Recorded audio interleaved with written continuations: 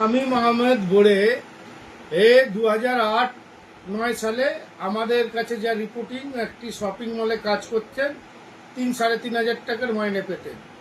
2013 সালে তৃণমূলের দয়ায় ওনার স্ত্রী টিকিট পায় এবং কাউন্সিলর যেতে, তারপর থেকেই ওনার উত্থান এবং মন্ত্রীর ঘনিষ্ঠ।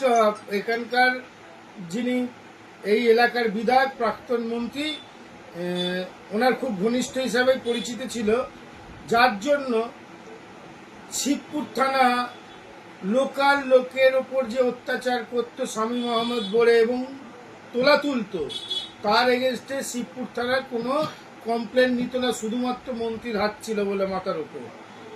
শুধু তাই নয়, এই শামীম আহমেদ বোরে শিবপুর থানায় ঢুকে আইসিকে ধরে মারধর এবং শিবপুর থানা ভাঙচুর করে, তারপরেও তার এগেনস্টে কোনো ব্যবস্থা নিতে পারেনি পুলিশ প্রশাসন। কারণ একটাই কারণ, যে মন্ত্রী মশাইয়ের হাত তার উপরে ছিল। আগামী কিছুদিনের আগে আমাদের যে বিজেপির কার্যকর্তা মনোজ খান, তার বাড়িতে এলাকা দখল করে রাখার জন্য বা এই ভয় ভীতি শামীম আহমেদের যাতে আছে, যে প্রতিপত্তি আছে এলাকায়, সেটাকে বজায় রাখার জন্য 10-12টা বম মারা হয়, 7-8 রাউন্ড গুলি চালানো হয়। কিন্তু আমরা এবারে বিজেপি সরকার এই অপরাধীদের ক্ষেত্রে জিরো টলারেন্স